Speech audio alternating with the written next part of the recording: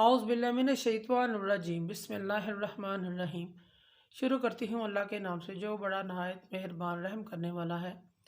معزز سامعین و کرام، السلام علیکم رحمۃ اللہ وبرکاتہ۔ امید آپ خیریت سے ہوں گے۔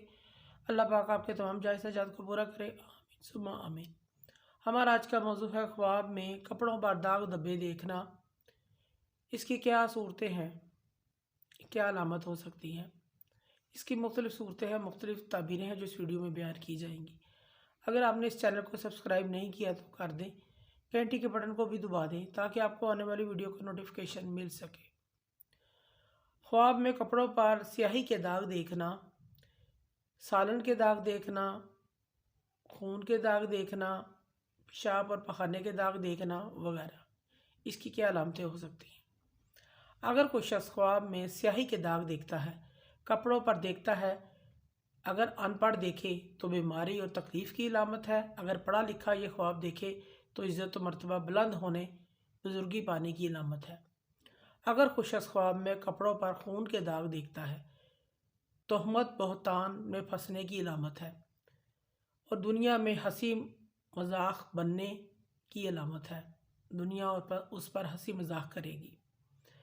خواب میں کپڑوں پر پخانے کے داغ دیکھنا شرمندگی پریشانی کی علامت ہے۔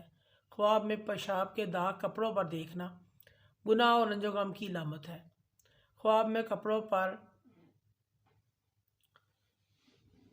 حیض کے داغ دیکھنا برائی میں مبتلا ہونے، غم اور دکھ کی علامت ہے، پریشانی کی علامت ہے۔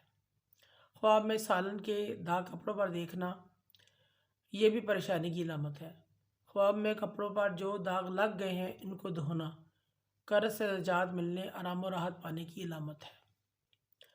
خواب میں اپنے جسم پر داغ دھبے دیکھنا تکلیف اور نقصان کی علامت ہے۔